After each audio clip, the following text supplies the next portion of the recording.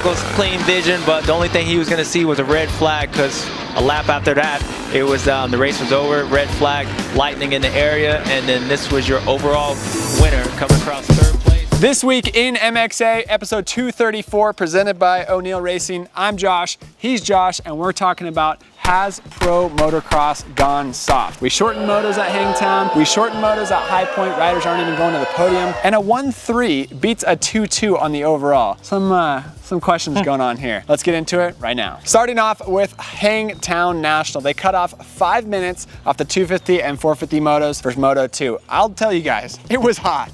If you haven't seen our video, be sure to check that out, where I spend half the day in the ice bath and the other half the day on the track. It was a gnarly day of racing at Hangtown, but the temperatures were certainly high, and they cut off 5 minutes, which equates to about 2 laps in both 250 and 450 classes. I talked to Davey Coombs of MX Sports Racer X. He explained the heat index. It was over 100 degrees temperature-wise. It was projected to go up to 105, and also with the humidity that was there at Hangtown, it raised the heat index levels to a point to where it brought up question. They talked to Doc Bodner of the Alpine Stars medical crew. He recommended shortening the moto just a little bit, and they also consulted multiple factory team managers and other industry personnel, and they all said, let's shorten the motos, let's keep it safe for these guys. He brought up points of heat exhaustion, ruining riders' championships. He also brought up tragedies in the past. Unfortunately, it was Josh Lichtel, passed away in 2011 at Redbud from heat exhaustion. So I'll tell you guys, Redbud is a gnarly track. Humidity, heat is gnarly out there. And Hangtown, I didn't expect it to go shorter, but I'll tell you, I was glad about it. What about you from the mechanic standpoint? You know, as a rider racer, yeah, I'd love to less laps too. As a fan, it was fine. The action was still good. The racing kind of peters out, you know, generally at the 30-minute mark anyways, unless something crazy at the end's happening, which is rare. Before, yeah, you wanted those laps gone. We talk now, you're like, yeah, we could have done those 2 laps. Yeah, I could have made it an extra 2 laps. Yeah, I felt like I was dying, but maybe I could have kept going. And again, the humidity percentage couldn't have been nearly, I'm just speculating, over 50%. It's not going to be too bad. You guys are tougher than nails. It was the second round. Yeah, just playing a little devil's advocate here. So that's the first question. Heat was on at Hangtown. At the moment, I was definitely thankful for 2 shorter laps, but I was surprised, honestly, talking to so many friends and people that watch our videos that felt a little bit gypped that they cut 5 minutes from the race. Then fast forward, High Point National. Again, we cut the motos short. Now this time, it was very clear why. You see lightning going off in the background when you're watching it on TV. Our own Trevor Nelson, he was at the race shooting photos. He explained, like, you walk forward, it's like you're walking into a pool. Water was everywhere. You're getting hit with softball size drops of water. So it was gnarly, the rain that came down at High Point, but it wasn't the torrential downpour of rain. It was lightning within 8-mile radius of the track. And you know that it's getting even closer when you see the lightning and hear the thunder immediately right after that. So great call, but kind of a tough ending to watch the race. I was watching it live on Peacock, didn't get the podium interviews, didn't really even get any interviews. We were hoping to at least have the Lawrences talk about going 1 and 2 once again, but didn't get that. Like I always tell you, it's hard to make everybody happy. And you gotta cut the broadcast short. It's safety. This one, I'm in agreement. This makes total sense. I mean, there's lightning. We're watching Jet jump the big triple, and there's a huge flash in the background. And then I'm thinking, my guy Trevor Nelson's out on the track. I'm like, okay, this makes some sense. Let's live to ride another day. Give some interviews. It is what it is. So flying through the air on 230-pound metal machines. Probably a good idea to cut the race short. Of course, also, a lot of people heard about Oak Hill last year, the Amateur National.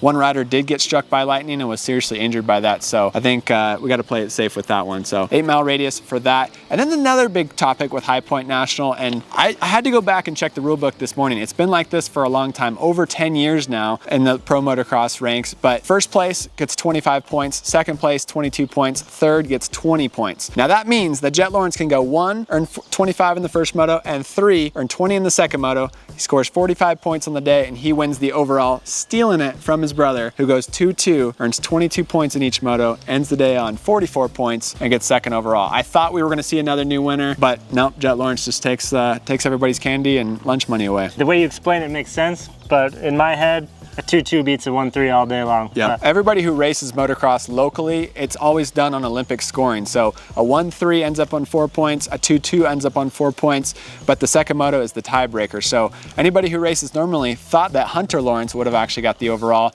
but I guess if you're in tune with Supercross and motocross, we should know that.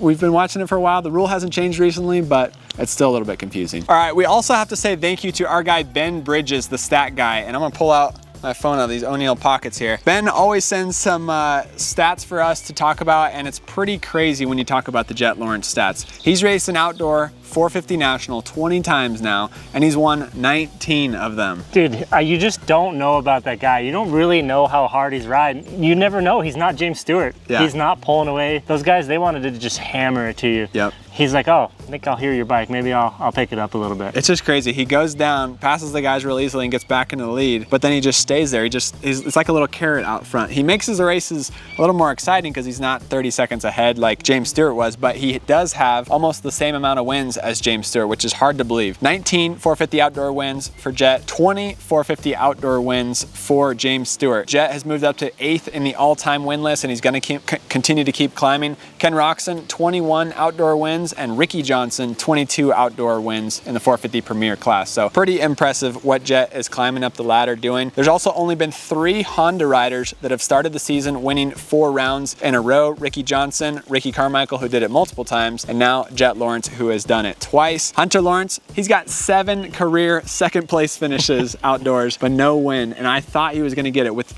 what did you think? With how much rain was coming down and how far back Jet was, did you think Hunter was going to win? I did. Yep. I didn't think Jet had a chance, especially when his tear-offs were gone and he started wiping goggles. I'm like, there's no chance. I mean, we've all been there. Pretty impressive. Also impressive was Aaron Pleasanger's NASCAR pit stop, grabbing goggles and gone. Aaron Pleasanger now has 4 top 4s in a row. So his worst finish so far out of the first 4 rounds has been 4th. Pretty impressive for Aaron Pleasanger. Also impressive for Justin Cooper. Both Aaron and Justin have made this championship exciting. Yep. Eli Tomac got to the back of Justin Cooper and couldn't pass him. And it's not a one-line track, I promise you. This is not a one-line track. There's tons of lines to make passes. Tons of people made it through the pack. So Eli Tomac got stuck behind him, not because Eli Tomac was riding bad, but because Justin Cooper and Aaron Pleasanger have stepped it up. So thanks to our guy, Ben Bridges. For more stats, motocrossactionmag.com and our Instagram at motocrossactionmag. Next on the list is Mammoth Motocross. 10 days of moto up at Mammoth. It's gonna be a lot of fun. Vet weekend, you're headed up there, the Bushnell's family are headed up there, but you've been to Mammoth, but you've never actually been to the track or raced it. I can't believe it. Been to Mammoth a dozen times. Even been there on MX weekend 2 years ago. Yeah, going this year. Gonna have some fun with you. What's your expectations for track and everything? Like what you've heard and... I mean, just from what I heard, it's slippery and low traction, but then I hear test rider Brian Madero's Pineapple saying, plenty of traction. Okay. And then you saying it's rocky, and then Sean Bushnell telling me he's not going to run mooses. So expectations are just kind of in the middle. Yeah, you're hearing a little bit of everything. We're just going to show up. Glen Helen's been dry and square all 2 weeks, so yeah, perfect for testing. You know, and you hooked me up. We got a sweet bike for the weekend. What'd you do to it? So it's just a standard Kawasaki. I got Vortex, the SR pipe. Header circuit, yeah. Yep, I got a PC fork and shock with their new linkage. Nice. Something I'm super stoked about because I've never actually had suspension of my own per se. Yeah. Ridden all your hand-me-downs. Nice. Gut seat, FCP mounts, Decal Works graphics. Yeah, the graphics aren't on yet, but they're coming. And then you got some Ride Engineering triple clamps on here. Yep, stock offset. Other than that, Dunlop tires. And Nitro Moose. Nitro Moose in the rear. Yeah. You can do. I'm going front and rear just because I like mooses. Okay, cool. Nitro Moose front and rear. So Josh Fout is ready. I'm excited for him to experience Mammoth. I haven't been there in 10 years. It was always my favorite race growing up, but it is a pretty big commitment to go spend the week up there and get a condo and make it all happen. So this year we're doing it. There are still entries available. So if you want to jump in on Vet Weekend, the mini bike days, Monday, Tuesday, Wednesday next week, or big bike days, practice Thursday, race Friday, Saturday, Sunday. MXA is going to be out there in full force, so it's going to be a lot of fun. Entries are still open, so dive in on it, and hope to see you guys up there. If you're up there and you see Josh Fout running around on Vet Weekend, or me running around, or even the MXA mini kids, come by, give us knuckles, grab some MXA stickers, and we're excited to go up there and experience Mammoth. Also want to shout out, Panic Rev Camp is coming back to Glen Helen. It's been 5 years since we've been here at Glen Helen. We've experienced some different tracks like Elsinore, we did Verona, we've done Verona quite a bit. We really like that track. July 21, 22, and 23, just a couple weeks after Mammoth. We're gonna have the track rented out to ourselves Monday and Wednesday, and then on Tuesday, we're gonna have the Arroyo Vet track, or the REM track, all to ourselves. So come join us. It's 3 days of camp, Christian motocross camp. We do chapel in the evenings, we do camp games and training all day at the track. I'm gonna be one of the trainers and gonna have a lot of fun out here. So camprev.org. So hope to see you guys there for Panic Rev Camp. Thank you guys for watching This Week in MXA. More videos on our channel, Ducati test video, Racing the Nationals video, and next week we'll have some Mammoth coverage. Thanks for watching. Josh Fout. See you in the next one. Yeah.